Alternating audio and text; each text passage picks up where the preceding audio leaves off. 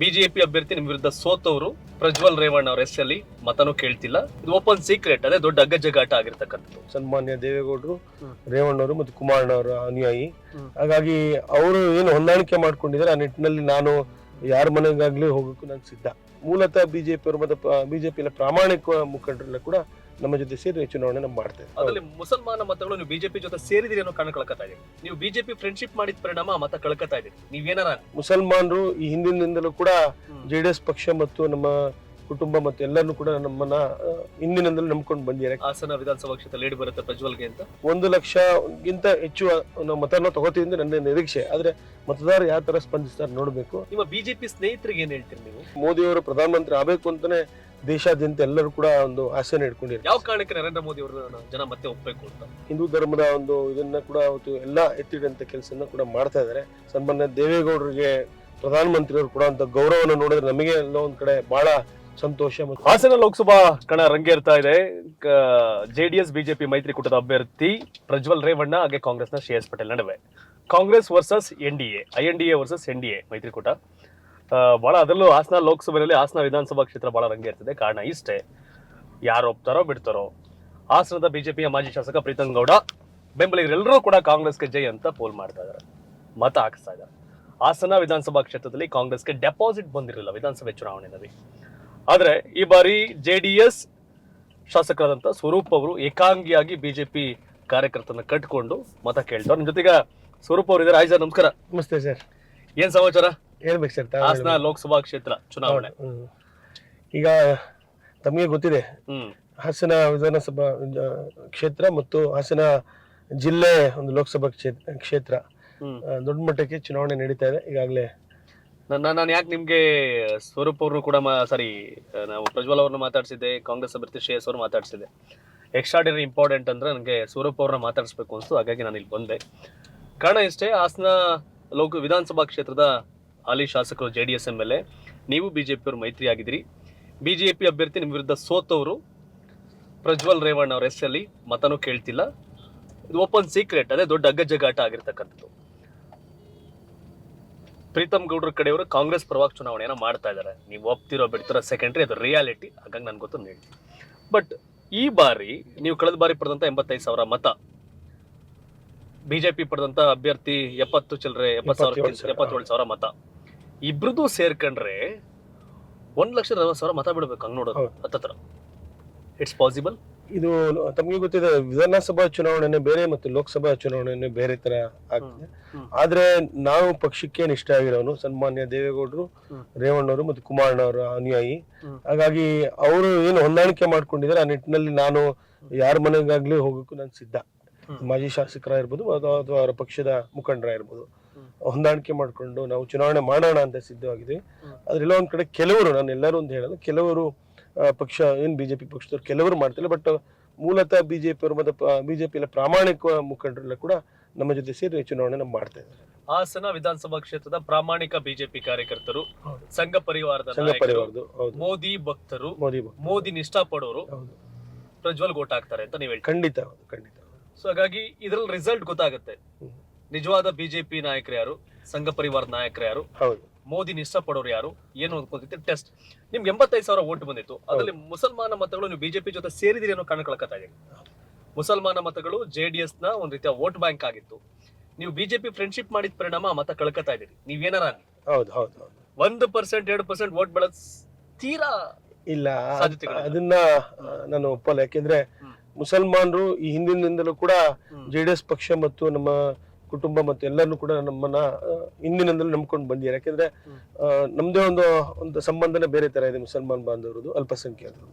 ನಮ್ಮ ಪಕ್ಷದಲ್ಲೂ ಕೂಡ ರೇವಣ್ಣ ಸಾಹೇಬ್ರೊಂದು ನಮ್ಮ ಅಧಿಕಾರ ಇದ್ದಲ್ಲೂ ಕೂಡ ಹಲವಾರು ಕೆಲಸ ಕಾರ್ಯಗಳನ್ನ ಅಲ್ಪಸಂಖ್ಯಾತರ ವಾರ್ಡ್ಗಳಿಗೂ ಕೂಡ ನಾವು ಮಾಡಿದ್ದೇವೆ. ಹಾಗಾಗಿ ಸಂಪೂರ್ಣವಾಗಿ ಓಟ್ ಹಾಕೋದು ನಾನು ಹಾಕಲ್ಲ ಅನ್ನೋದು. ಕೆಲವು ನಾವು ಪರ್ಸೆಂಟೇಜ್ ನಮಗೆ ಬಿದ್ದೇ ಬೀಳುತ್ತೆ ಮತಗಳು. ನಿಮ್ಗೊಂದು ಕಾನ್ಫಿಡೆನ್ಸ್ ಇದೆ ಹಾಸನ ವಿಧಾನಸಭಾ ಕ್ಷೇತ್ರ ಲೀಡ್ ಬರುತ್ತೆ ಪ್ರಜ್ವಲ್ಗೆ ಅಂತ? ಖಂಡಿತ 25,000 ಇಂದ 30,000 ನಾವು ಲೀಡ್ ಕೊಟ್ಟೇ ಕೊಡ್ತೀವಿ.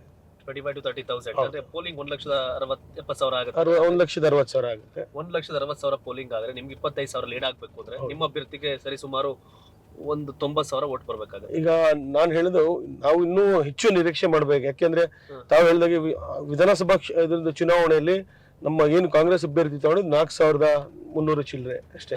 ಜೆಡಿಎಸ್ ಬಿಜೆಪಿ ಬಂದಾಗ ಅದು 1,60,000 ಹೋಗಿ ಕೂತ್ಕೊಳ್ಳುತ್ತೆ ಓಟು. ಹಾಗೇನಿಲ್ಲ, ಕೆಲವರು ಅದು ಚುನಾವಣೆ ಬೇರೆ ತರ ಪ್ಯಾಟರ್ನ್ ಹೋಗುತ್ತೆ. ಹಾಗಾಗಿ ಸಹಜವಾಗಿ ನಾವು ಏನು ನಿರೀಕ್ಷೆ, ನನ್ನ ನಿರೀಕ್ಷೆ ನಾವು 1,00,000ಗಿಂತ ಹೆಚ್ಚು ಮತನ ತಗೋತೀವಿ ಅಂತ ನನ್ನ ನಿರೀಕ್ಷೆ. ಆದ್ರೆ ಮತದಾರರು ಯಾವ ತರ ಸ್ಪಂದಿಸ್ತಾರೆ ನೋಡ್ಬೇಕು. ಹಾಗಾಗಿ ಇನ್ನೊಂದ್ ಕಡೆ 30,000-35,000 ನಾವು ಅಂತರ ತಗೊಳ್ಳೇಬೇಕು, ತಗೊಂತೀವಿ ಅಂತ ಹಾಸನ ಕ್ಷೇತ್ರ. ಏನ್ ಅಪೀಲ್ ಮಾಡ್ತೀರಿ? ಜೆಡಿಎಸ್ ಅವರು ನೀವೇನ್ ಕೇಳಂಗಿಲ್ಲ, ಜೆಡಿಎಸ್ ಅವರು ಕಣ್ ಮುಚ್ಕೊಂಡ್ ಬಂದು ಪ್ರಜ್ವಲ್ ರೇವಣ್ಣ ಅವ್ರು ವೋಟ್ ಹಾಕ್ತಾರೆ. ಆ ತರ ಸನ್ನಿವೇಶ. ನಿಮ್ಮ ಬಿಜೆಪಿ ಸ್ನೇಹಿತರಿಗೆ ಏನ್ ಹೇಳ್ತೀರಿ ನೀವು? ಇವತ್ತು ಬಿಜೆಪಿ ಸ್ನೇಹಿತರು ಕೂಡ ಹಲವಾರು ನಮ್ಮ ನಗರ ಭಾಗ ಇರ್ಬೋದು ಮತ್ತು ಗ್ರಾಮೀಣ ಭಾಗ ಇರ್ಬೋದು, ಸಂಪೂರ್ಣವಾಗಿ ಅವರು ಕೂಡ ನಮ್ಮ ಜೊತೆಗೆ ಬಂದು ಚುನಾವಣೆನ ಮಾಡ್ತಾರೆ. ಇವತ್ತು ಎಲ್ಲೋ ಒಂದ್ ಕಡೆ ಮೋದಿ ಭಕ್ತರು ತಾವು ಹೇಳ್ದಂಗೆ ಮೋದಿ ಅವರು ಪ್ರಧಾನಮಂತ್ರಿ ಆಗ್ಬೇಕು ಅಂತಾನೆ ದೇಶಾದ್ಯಂತ ಎಲ್ಲರೂ ಕೂಡ ಒಂದು ಆಸೆನ ಇಟ್ಕೊಂಡಿದ್ದಾರೆ. ಹಾಗಾಗಿ ನಾನು ಅವ್ರಿಗೂ ಕೂಡ ಮನವಿಯನ್ನು ಮಾಡ್ತಾ ಇದೀನಿ, ಪ್ರಜ್ವಲ್ ರೇವಣ್ಣನ ಗೆಲ್ಲಿಸಿ ನಾವು ಮೋದಿ ಅವರು ಕೂಡ ಒಂದು ಬಲ ತುಂಬುವಂತ ಕೆಲಸನ ಮಾಡೋಣ ಅಂತ ತಮ್ಮ ಮೂಲಕ ನಾನು ಮನವಿಯನ್ನು ಮಾಡ್ತಾ ಇದ್ದೀನಿ. ಯಾವ ಕಾರಣಕ್ಕೆ ನಿಮ್ ಪಾರ್ಟಿಗೆ ವೋಟ್ ಹಾಕ್ಬೇಕು ಈಗ ಈ ಬಾರಿ ಹಾಸನಾಗ ಜನ? ಸರ್, ತಮಗೆ ಗೊತ್ತಿದೆ, ಹಾಸನ ಜಿಲ್ಲೆ ಅಂದ್ರೆ ನಮ್ಮ JDS ನ ಭದ್ರಕೋಟೆ ಮತ್ತು ಸನ್ಮಾನ್ಯ ದೇವೇಗೌಡರ ಅಪ್ಪಾಜಿಯವರ ಒಂದು ಅವ್ರಿಗೆ ಗೊತ್ತು, ತಮಗೆ ಮಾಜಿ ಪ್ರಧಾನಮಂತ್ರಿಯಾಗಿ ನಮ್ಮ ಹಾಸನ ಜಿಲ್ಲೆಗೆ ಕೊಡಿರುವಂತ ಕೊಡುಗೆ ಹಲವಾರು ಇದೆ. ಇವತ್ತು ಹಾಸನ ಜಿಲ್ಲೆಯಲ್ಲಿ ತಾವೇ ನೋಡ್ದಂಗೆ ಏರ್ಪೋರ್ಟ್ ವಿಚಾರ ಇರ್ಬೋದು, ಫ್ಲೈಓವರ್ ಇರ್ಬೋದು, ಮತ್ತು ಗೌರ್ಮೆಂಟ್ ಹಾಸ್ಪಿಟಲ್ ಇರ್ಬೋದು, ಮೆಡಿಕಲ್ ಕಾಲೇಜ್ ಇರ್ಬೋದು, ಇಂಜಿನಿಯರಿಂಗ್ ಕಾಲೇಜ್ ಇರ್ಬೋದು, ಹಲವಾರು ಕೆಲಸ ಕಾರ್ಯಗಳು, ಔಟರ್ ರಿಂಗ್ ರೋಡ್ ಇರ್ಬೋದು. ಹೀಗಾಗಿ ಏನೋ ಒಂದ್ ಕಡೆ ಹಾಸನ ಜಿಲ್ಲೆ ಅಂತ ಒಂದು ಗುರುತಿಸಿದೆ ಅದು ಸನ್ಮಾನ್ಯ ದೇವೇಗೌಡರ ಅಪ್ಪಾಜಿಯವರು. ಹಾಗಾಗಿ ಇವತ್ತು JDS ಒಂದು ಅಧಿಕಾರಕ್ಕೆ ಬಂದ್ರೆ ಎಲ್ಲೋ ಒಂದ್ ಕಡೆ ಸಂಪೂರ್ಣವಾಗಿ ನಮ್ಮ ಆರ್ಥಿಕವಾಗಿ ಮತ್ತೆ ಎಲ್ಲದಕ್ಕೂ ಕೂಡ ನಾವು ಒಳ್ಳೇದಾಗುತ್ತೆ ನಮ್ಗೆ ಎಲ್ಲರಿಗೂ ಅಂತ. ಆ ನಿಟ್ಟಿನಲ್ಲಿ ಖಂಡಿತವಾಗ್ಲೂ ಅನುದಾನ ಸಿಗುತ್ತೆ. ಖಂಡಿತ ನರೇಂದ್ರ ಮೋದಿ ಅವ್ರ ಮೇಲೆ ನಂಬಿಕೆ ಇದೆ ನಿಮ್ಗಳಿಗೆ? 100ಕ್ಕೆ 100 ಭಾಗ. So at the same time ಮೂಲ ಬಿಜೆಪಿಗರು ಈಗಾಗಲೇ ನಾವು ಫ್ಲೈಓವರ್ ವಿಚಾರಕ್ಕೆ ಹೋದಾಗ ಈ ನಮ್ಮ ರಾಜ್ಯ ಸರ್ಕಾರ ಹಣವನ್ನು ಅನುದಾನವನ್ನು ಕೊಡಲ್ಲ ಅಂತ ಹೇಳಿದ ತಕ್ಷಣ ಕೂಡಲೇ ಕೇಂದ್ರ ಸರ್ಕಾರಕ್ಕೂ ಕೂಡ ಸನ್ಮಾನ್ಯ ರೇವಣ್ಣ ಅವರ ನೇತೃತ್ವದಲ್ಲಿ ನಮ್ಮ ಪ್ರಜ್ವಲ್ ರೇವಣ್ಣ ಅವರ ನೇತೃತ್ವದಲ್ಲಿ ಹೋಗುವಂತ ಸಂದರ್ಭದಲ್ಲಿ 48 ಕೋಟಿನ ಬಿಡುಗಡೆ ಮಾಡ್ತಿದ್ದು ಕೂಡ ಅದನ್ನ ಫೈನಾನ್ಷಿಯಲ್ ಇದಕ್ಕೂ ಅಪ್ರೂವಲ್ ಕೂಡ ಕಳಿಸಿದ್ದಾರೆ. ಶೀಘ್ರದಲ್ಲಿ ಅದು ಕೂಡ ಆಗುತ್ತೆ. ಸೊ ಒಟ್ಟಾರೆ 35,000 ಹಾಸನ ವಿಧಾನಸಭಾ ಕ್ಷೇತ್ರದಲ್ಲಿ ಲೀಡ್ ಕೊಡ್ತೀರಿ. ಹೌದು. ಇಡೀ ಲೋಕಸಭಾ ಕ್ಷೇತ್ರ ವ್ಯಾಪ್ತಿಯಲ್ಲಿ JDS ಬಿಜೆಪಿ ಮೈತ್ರಿಕೂಟದ ಅಭ್ಯರ್ಥಿ ಪ್ರಜ್ವಲ್ ರೇವಣ್ಣ ಗೆಲ್ತಾರೆ ಅನ್ನೋದನ್ನ 100ಕ್ಕೆ 100 ಭಾಗ. ನರೇಂದ್ರ ಮೋದಿ ಮತ್ತೆ ಪ್ರಧಾನಿ ಆಗೋದ್ರಲ್ಲಿ ಯಾವುದೇ ಡೌಟ್ ಇಲ್ಲ ಅನ್ನೋದು ಯಾವ ಕಾರಣಕ್ಕೆ ನರೇಂದ್ರ ಮೋದಿ ಅವ್ರನ್ನ ಜನ ಮತ್ತೆ ಒಪ್ಪಬೇಕು ಅಂತ? ಸರ್, ತಾವೇ ಈಗ ನೋಡ್ತಾ ಇದ್ದೀರಿ, ಇವತ್ತು ಏನು ಜನಪರವಾಗಿ ಮತ್ತು ರಾಮ ಮಂದಿರ ವಿಚಾರದಲ್ಲೂ ಹಲವಾರು ವರ್ಷಗಳಿಂದ ರಾಮ ಮಂದಿರನ ಕೂಡ ಕಟ್ಟಕ್ಕಾಗಿಲ್ಲ. ಎಲ್ಲೊಂದ್ ಕಡೆ ನಮ್ಮ ಹಿಂದೂ ಧರ್ಮದ ಒಂದು ಇದನ್ನ ಕೂಡ ಅವತ್ತು ಎಲ್ಲ ಎತ್ತಿಡುವಂತ ಕೆಲಸನ ಕೂಡ ಮಾಡ್ತಾ ಇದ್ದಾರೆ. ಮತ್ತು ಕೇಂದ್ರ ಸರ್ಕಾರದಿಂದ ನಮ್ಮ ಹಾಸನ ಜಿಲ್ಲೆಯು ಕೂಡ 16,000 ಕೋಟಿ ಏನು NHAI ರಸ್ತೆಗಳಿರ್ಬೋದು, ಹಲವಾರು ಫ್ಲೈಓವರ್ ವಿಚಾರದಲ್ಲಿರ್ಬೋದು, ನಮ್ಮ ರೈತರಿಗೆ ಕೊಬ್ಬರಿ ವಿಚಾರಕ್ಕೆ ಅನ್ಯಾಯ ಆಗಂತ ಸಂದರ್ಭದಲ್ಲೂ ಕೂಡ ಕೇಂದ್ರ ಸರ್ಕಾರ ಒಂದು ಮೋದಿಯವರ ನೇತೃತ್ವದಲ್ಲಿ ಪ್ರತಿಯೊಬ್ಬರು ರೈತರು ಕೂಡ ಬೆಂಬಲ ಬೆಲೆಯನ್ನ ಕೊಟ್ಟಂತದ್ದು ಹಲವಾರು ರೈತರ ಪರ ಕೆಲಸಗಳನ್ನ ಮಾಡಿದ್ದಾರೆ. ಗ್ಯಾಸ್ನ ವಿಚಾರ ಒಂದಿರ್ಬೋದು, ಹಲವಾರು ಇದನ್ನ ಗ್ರಾಮೀಣ ಭಾಗದಲ್ಲೂ ಕೂಡ ಕೆಲಸ ಕಾರ್ಯಗಳನ್ನ ಅವ್ರದೇ ಅಂತ ಒಂದು ಯೋಜನೆಗಳನ್ನ ಕೊಟ್ಟಿದ್ದಾರೆ. ಆ ನಿಟ್ಟಿನಲ್ಲಿ ಮುಂದಿನ ಕೂಡ ಮೋದಿ ಅವರು ಬರಬೇಕು ಅಂತ ನಮಗೆಲ್ಲ ಒಂದ್ ಕಡೆ ದೇವೇಗೌಡರು ನರೇಂದ್ರ ಮೋದಿ ಅವ್ರ ಪಕ್ಕ ಕೂತು ಭರ್ಜರಿಯಾಗಿ ಭಾಷಣ ಮಾಡ್ತಿದ್ದಾರೆ. ನಮಗೂ ಬಹಳ ಸಂತೋಷ, ಯಾಕಂದ್ರೆ ಸನ್ಮಾನ್ಯ ದೇವೇಗೌಡ ಅಪ್ಪಾಜಿ ಅವ್ರ ಜೊತೆ ನಾವು ಕೂಡ ದೆಹಲಿಗೆ ಒಂದು ನಿಯೋಗ ಹೋಗಿದ್ವಿ. ನಾನು ಮತ್ತು ಕೆರೆಪೇಟೆ ಶಾಸಕರ ಮಂಜು ಅವರು, ನಮ್ಮ ಚನ್ನರಾಯಪಟ್ಟಣ ಶಾಸಕರಾದ ಬಾಲಣ್ಣ ಅವರ ನೇತೃತ್ವದಲ್ಲಿ ಕೊಬ್ಬರಿ ವಿಚಾರಕ್ಕೆ ನಮ್ಮನ್ನೆಲ್ಲ ಕರ್ಕೊಂಡು ಹೋಗುವಂತ ಸಂದರ್ಭದಲ್ಲಿ ಸನ್ಮಾನ್ಯ ದೇವೇಗೌಡರಿಗೆ ಪ್ರಧಾನಮಂತ್ರಿಯವರು ಕೊಡುವಂತ ಗೌರವವನ್ನು ನೋಡಿದ್ರೆ ನಮಗೆ ಎಲ್ಲ ಒಂದ್ ಕಡೆ ಬಹಳ ಸಂತೋಷ ಮತ್ತು ಒಂದು ಒಳ್ಳೆಯ ಒಂದು ಇದು ನಮಗೆ. ಯಾಕೆಂದ್ರೆ ಉತ್ತಮವಾದ ಒಂದು ಬಾಂಧವ್ಯನ ಸನ್ಮಾನ್ಯ ದೇವೇಗೌಡರು ಮತ್ತು ಸನ್ಮಾನ್ಯ ಮೋದಿ ಅವರಲ್ಲಿದೆ. ಹಾಗಾಗಿ ಈ ಬಾಂಧವ್ಯ ಚೆನ್ನಾಗಿರ್ಬೇಕು ಅಂತ ನಮಗೆ ಒಂದು ಕಡೆ ಖುಷಿ. ಕಡೆ ಪ್ರಶ್ನೆ, ಹಾಸನ ವಿಧಾನಸಭಾ ಕ್ಷೇತ್ರದ JDS ಕಾರ್ಯಕರ್ತರು ನಾಯಕರು ನೀವೇ, ಬಿಜೆಪಿ ಕಾರ್ಯಕರ್ತರನ್ನ ಜೊತೆಲಿ ಕರ್ಕೊಂಡು ಹೋಗುವಂತ ಲೀಡರ್ಶಿಪ್ ನಿಮ್ ಜವಾಬ್ದಾರಿಲೇ ಇದೆ. ಬಿಜೆಪಿ ಕಾರ್ಯಕರ್ತರನ್ನ JDS ಮತ ಹಾಕ್ಸುವ ಜವಾಬ್ದಾರಿ ನಿಮ್ಗಿದೆ. ಯಾಕೆಂದ್ರೆ ಹಾಸನ ವಿಧಾನಸಭಾ ಕ್ಷೇತ್ರದಲ್ಲಿ ಆಗ್ತಿರ್ತಕ್ಕಂಥ ರಾಜಕಾರಣ ನಾಟ್ ಓನ್ಲಿ ಹಾಸನ ಅಲ್ಲ, ಇಡೀ ಕರ್ನಾಟಕ ಗೊತ್ತು ಏನು ಎತ್ತ ಏನಾಗ್ತಾ ಇದೆ ಹಾಸನದಲ್ಲಿ ಅಂತ. ಹಾಗಾಗಿ ನಿಮ್ಗೆ ವಿಶ್ವಾಸ ಇದೆ, ನಿಮ್ ಮೇಲೆ ಅವರು ಕೂಡ ವಿಶ್ವಾಸ ಇಡಬೇಕಾಗತ್ತೆ ಬಿಜೆಪಿ ಕಾರ್ಯಕರ್ತರು. ಈ ದಿಸಲ್ಲಿ ನೀವು ಒಂದು ನಂಬರ್ ಕೂಡ ಹೇಳ್ಬಿಟ್ಟಿದ್ರಿ, 30 to 35,000 ಲೀಡ್ ತಗೋಬೇಕು, ಆ ದಿಸಲ್ಲಿ ಕೆಲಸ ಮಾಡ್ತೀವಿ ಅಂತ. ಪ್ರಜ್ವಲ್ ರೇವಣ್ಣ ಅವ್ರ ಬಗ್ಗೆ ತಾವೇನ್ ಹೇಳ್ತೀರಿ? ಸರ್, ನಮಗೆ ಯುವ ನಾಯಕರು ಪ್ರತಿಯೊಂದು ವಿಚಾರದಲ್ಲೂ ಕೂಡ ಯಾವುದೇ ಸಂದರ್ಭದಲ್ಲಿ ಯಾವುದೇ ಒಂದು ಇದು ವಿಚಾರದಲ್ಲೂ ಕೂಡ ನಮಗೆ ಸ್ಪಂದಿಸ್ತಾರೆ ಮತ್ತು ನಮ್ಮ ಎಲ್ಲಾ ಕೆಲಸ ಕಾರ್ಯಗಳು ಕೂಡ ಮಾಡಿಕೊಟ್ಟಿದ್ದಾರೆ. ಈಗಾಗಲೇ ಸಂಸದರ ನಿಧಿಯಲ್ಲೂ ಕೂಡ ಪ್ರತಿ ವರ್ಷ ನಮಗೆ ನನ್ನ ಒಂದು ಕ್ಷೇತ್ರಕ್ಕೆ 80 ಲಕ್ಷದಿಂದ 90 ಲಕ್ಷ ನಮಗೆ ಅನುದಾನ ಕೂಡ ಪ್ರತಿ ಸಂದರ್ಭದಲ್ಲೂ ನಮಗೆ ಕೊಡ್ತಾರೆ. ಹಾಗಾಗಿ ಎಲ್ಲೊಂದ್ ಕಡೆ ನಾವು ಚುನಾವಣೆ ಕಳೆದ ಬಾರಿ ಸೋತ್ರು ಕೂಡ ಎಲ್ಲೊಂದ್ ಕಡೆ ಎಲ್ಲೊಂದ್ ಕಡೆ ಬಿಜೆಪಿ ನಮ್ಮ ಸಂಸದರ ಒಂದು ನಿಧಿಯಿಂದ ನಮ್ಗೆ ಎಲ್ಲೊಂದ್ ಕಡೆ ಬಹಳಷ್ಟು ಅನುಕೂಲ ಆಯಿತು. ಕಾರ್ಯಕರ್ತರು ಕೂಡ ಪ್ರತಿ ಹಳ್ಳಿಯಲ್ಲಿ ಸಮುದಾಯ ಭವನ ಇರ್ಬೋದು, ರಸ್ತೆ ಕೆಲಸಗಳನ್ನ ವಿಚಾರದಲ್ಲಿ ಬಹಳ ಅನುಕೂಲ ಆಯಿತು. ತಾವು ಹೇಳಿದಾಗೆ ಇವತ್ತು ಬಿಜೆಪಿಯ ಮುಖಂಡರು ಮತ್ತು ಎಲ್ಲಾ ನಗರಸಭೆ ಸದಸ್ಯರು ಇರ್ಬೋದು ಅಥವಾ ಗ್ರಾಮ ಪಂಚಾಯತ್ ಸದಸ್ಯರು ಇರ್ಬೋದು, ಪ್ರತಿಯೊಬ್ಬರನ್ನು ಕೂಡ ಒಗ್ಗಟ್ಟಾಗಿ ತಗೊಂಡೋಗಂತ ಕೆಲಸನ ಮಾಡ್ತಾ ಇದೀವಿ. ಅವರು ಕೂಡ ಮನವಿ ಮಾಡಿಕೊಂಡು ಅವರು ಕೂಡ ನಮ್ಮ ಜೊತೆ ಒಗ್ಗಟ್ಟಾಗಿ ಚುನಾವಣೆ ಎದುರಿಸಿ ನಾವು JDSಗೆ ಮೈತ್ರಿ ಅಭ್ಯರ್ಥಿ ಅಂತ ಪ್ರಜ್ವಲ್ ಅವ್ರಿಗೆ ಹೆಚ್ಚಿನ ಮತ ಕೊಡಿಸ್ಬೇಕು ಅಂತ ನಮ್ಮ ಹಾಸನ ಕ್ಷೇತ್ರದಿಂದ ಬೇರೆ ತಾಲೂಕಿನ ಹೊರತುಪಡಿಸಿ ನಮ್ಮ ಕ್ಷೇತ್ರ ಹೆಚ್ಚು ಅಂತರನ ಕೊಡಬೇಕು ಅಂತೆಲ್ಲ ಒಂದ್ ಕಡೆ ಆಸೆ ಇಟ್ಕೊಂಡು ನಾವೆಲ್ಲ ಮಾಡ್ತಾ ಇದೀವಿ ಕೆಲಸಗಳನ್ನ. ಈ ಮೈತ್ರಿ ನಿಮ್ಗೆ ಪ್ಲಸ್ ಮೈನಸ್? ಅದು ನನಗೆ ನಾನು ಹೇಳೋದು ಸೂಕ್ತ ಆಗಲ್ಲ, ಯಾಕಂದ್ರೆ ನಾನು ಆ ಮಟ್ಟಕ್ಕೆ ನಾನು ಹೋಗಿಲ್ಲ. ಬಟ್ ನನಗೆ ವೈಯಕ್ತಿಕವಾಗಿ ನಾನು ತಮಗೆ ಹೇಳಿದೆ, ದೇವೇಗೌಡರು ಮತ್ತು ಕುಮಾರಣ್ಣವರು ಮತ್ತು ರೇವಣ್ಣವರ ಅನುಯಾಯಿ, ಪಕ್ಷದ ನಿಷ್ಠಾವಂತ ಕಾರ್ಯಕರ್ತ. ಹಾಗಾಗಿ ಅವ್ರು ಏನು ಹೇಳ್ತಾರೆ ಅದನ್ನ ನಾನು ನಡೆಸ್ಕೊಂಡು ಹೋಗೋದು ನನ್ನ ಜವಾಬ್ದಾರಿ. ಹೈಕಮಾಂಡ್ ನಿರ್ಧಾರ, ದೇವೇಗೌಡರು ನಿರ್ಧಾರ, ಕುಮಾರಸ್ವಾಮಿ ನಿರ್ಧಾರ ಇದೆ, ಅದಕ್ಕೆ ನಾನು ಬದ್ಧ. ಹೌದು, ಯಾವತ್ತೂ ಕೂಡ ಎಲ್ಲ ಸರಿಯಾಗಿರುತ್ತೆ ಅಂತ ನಿರ್ಧಾರ ತಗೊಂಡಿರ್ತಾರೆ. ಖಂಡಿತ ಹೌದು. ಯಾಕಂದ್ರೆ ಪಕ್ಷ ಉಳಿಸೋದು ಮತ್ತು ಬೆಳೆಸೋದು ತುಂಬಾ ಕಷ್ಟಕರವಾದ ಕೆಲಸ. ತಮಗೆ ಗೊತ್ತಿದೆ, ಒಂದು ಪ್ರಾದೇಶಿಕ ಪಕ್ಷ ಒಂದು ರಾಜ್ಯದಲ್ಲಿ ಉಳಿಬೇಕು ಅಂತ ಬಹಳ ಕಷ್ಟ ಇದೆ.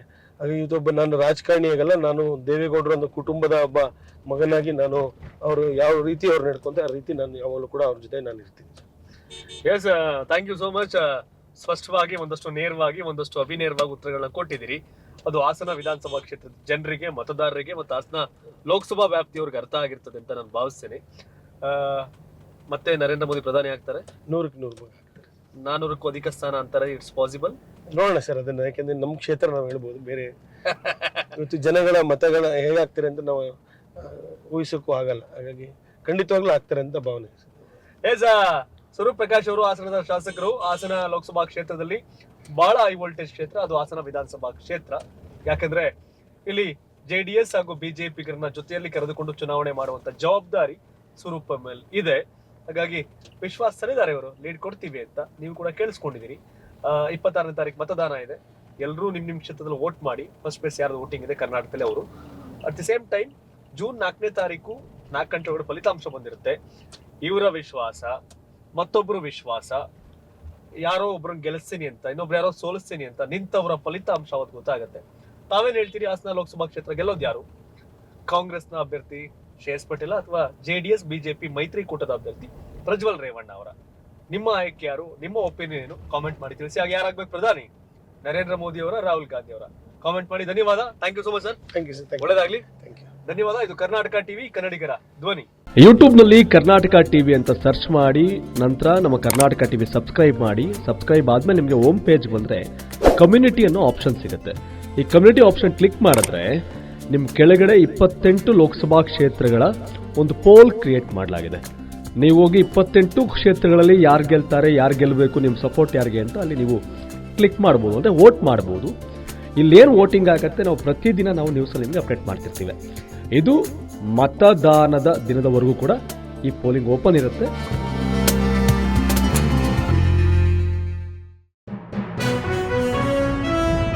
ಜನ ಪ್ರತಿದಿನ ಟೈಮ್ ಸರಿಯಾಗಿ ಊಟ ಮಾಡ್ತಾರೋ ಬಿಡ್ತಾರೋ, ಆದರೆ ಪೊಲಿಟಿಕಲ್ ಟ್ರೆಂಡ್ ಏನಿದೆ ಅಂತ ಪ್ರತಿದಿನ ಪ್ರತಿ ಕ್ಷಣ ಕಾಯ್ತಿರ್ತಾರೆ. ಕರ್ನಾಟಕದ ಅಖಾಡದಲ್ಲಿ ಯಾವ ಅಭ್ಯರ್ಥಿ ಅಬ್ಬರಿಸಿದ್ರು, ಮತ್ಯಾವ ಅಭ್ಯರ್ಥಿ ತತ್ತರಿಸಿದ್ರು ಅಂತ ನೋಡೋಕೆ ಕಾತರದಿಂದ ಕಾಯ್ತಿರ್ತಾರೆ. 28 ಕ್ಷೇತ್ರಗಳ ಪ್ರತಿದಿನದ ಪಬ್ಲಿಕ್ ಪಲ್ಸ್ ಏನು, ಪ್ರಚಾರದಲ್ಲಿ ಯಾರ ಮುಂದೆ ಯಾರ ಹಿಂದೆ, ಎಲ್ಲ ಮಾಹಿತಿಯನ್ನು ನಾವು ಕೊಡ್ತೇವೆ. ಕರ್ನಾಟಕ ಕುರುಕ್ಷೇತ್ರ 28 ಕ್ಷೇತ್ರಗಳ ಡೈಲಿ ನ್ಯೂಸ್ ಪ್ರತಿದಿನ ರಾತ್ರಿ 8 ಗಂಟೆಗೆ.